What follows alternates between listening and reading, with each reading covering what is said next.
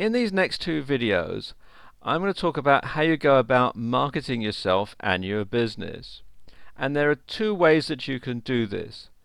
The first, which we're going to talk about in this video, is through influencer marketing. And the second one, which I'm going to talk about in the next video, is through content marketing. So let's talk about influencer marketing. Now, once you've put in all this time and effort into growing your list of LinkedIn connections, you might then start to think about how you can use them to market your business, your website, or your blog. And this is where influencer marketing comes in. And this is a relatively new term in the world of internet marketing, but also one of the most powerful and important strategies that you can have available to you. Essentially, influencer marketing straddles the line between conventional marketing and networking, and combines them in a truly powerful way. What's more, it can save you countless hours when it comes to promoting yourself and getting ahead on the web. As it happens, LinkedIn is actually perfect for influencer marketing and is perhaps the optimal tool for doing it effectively. So, what is influencer marketing and how does this idea work? Basically, influencer marketing means that you're going to stop trying to reach as wide an audience as possible with your marketing, and instead you're going to focus on the quality of the audience you market to. This might mean focusing on one individual and getting them to retweet or promote something you have to say. So, if we were to take conventional marketing on Twitter, you might spend countless hours trying to build the number of followers and then trying to create new content that would help increase your engagement. Over countless hundreds of hours spread over months or years, you will build enough of a following to become an influencer in your niche and to start getting more business each time you post. With influencer marketing, though, you'd skip this step. Instead, you would focus on creating a relationship with someone who already has a huge amount of influence. Let's take Sir Richard Branson, for instance. If you could somehow reach Richard Branson and get him to tweet about your product and to use your username, you would likely get thousands of new followers overnight and gigantic sales for your book or your services. In other words, you could leapfrog all of the competition by going directly to a key influencer who has the ears and hearts of your audience.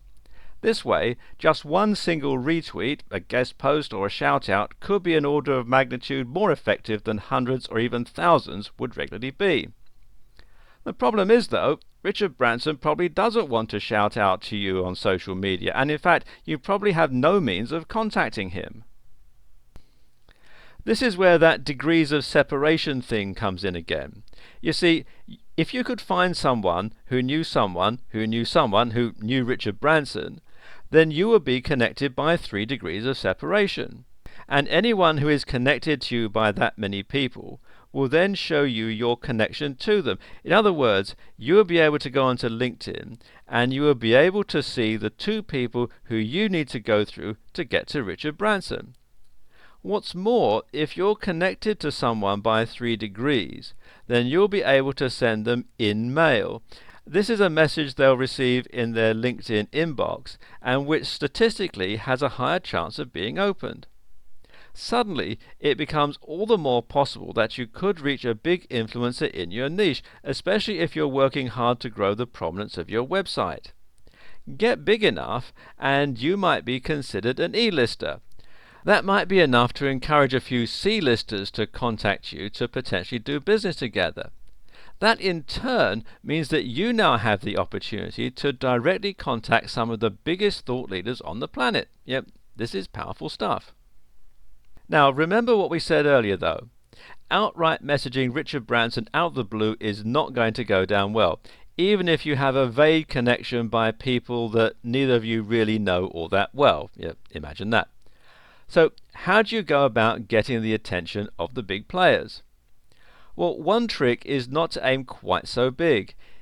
Instead of looking to get a free promotion from the biggest names in your industry, try to make meaningful connections with the rising stars. Look at the people who are just ahead of you and try to work with them instead of trying to jump ahead. These people will have a much better chance of wanting to connect with you because they won't be inundated with requests and because they have something to gain from the relationship as well as you do. Even then, though, you need to be careful about how you get in touch. Once you've made the connection, try to manage that connection by congratulating them on a birthday or something like that, or by sharing content that they might find interesting. More about that a bit later. Then, when you do get in touch, make sure it's with something that they'll genuinely find interesting, and avoid trying to do any sort of thinly veiled motivations that are too self-serving. Think about the kind of message that you would respond to and try to come across as more genuine. This is even more important if you're emailing a big name in your industry. Instead of straight away telling them that you want to do business with them, just try saying that you're a huge fan and that you'd love it if they checked out your website. Leave it at that for a while. Likewise, sharing something that you think might be useful to them is another way to gradually build a rapport. Tip number 1. Note that you may already have some very powerful contacts in your connections. It could well be that someone you know is now a big name in a particular blogging sphere, and if they've already connected with you, then this is almost like a freebie.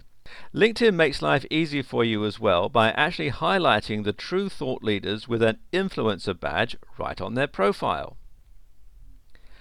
And so you want to be persistent, but not too much. Don't be disheartened if you don't get a positive response right away. You'll likely find that these people have a lot on their plate, and as such they won't always have time to respond to your messages. The best strategy is to wait a few months, even a year, and then try again. Don't be bitter, and instead just be friendly and outgoing. The result is that you'll eventually become known to them, even though they don't respond. You can also try contacting them through other means, through Facebook for instance. Comment on their blog posts a couple of times too. And when you want to be persistent though, you don't always want to be annoying, or you'll end up being blocked and you're going to ruin any chance of a meaningful relationship in the future. Never email more than once every few months, unless you get a response, and don't write overly long messages. Bear in mind, these people are going to be busy. And never come across as rude, entitled, or bitter. Oh, and remember that you're trying to make a good impression here, so spelling counts for a lot. The objective here is not to come across as a rabid fan. Better yet, though, is to ask for an introduction in person.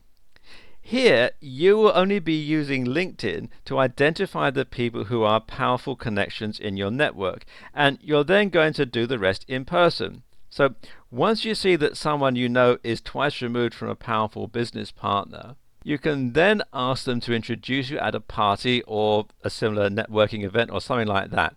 And this way you'll have a much better chance of being able to make a good impression.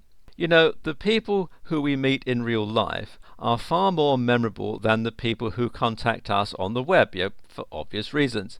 And we're far more likely to want to do them favors or to work with them if they can come across well. Okay, in the next part of this video, I'll talk you through content marketing and how you can bring all this together.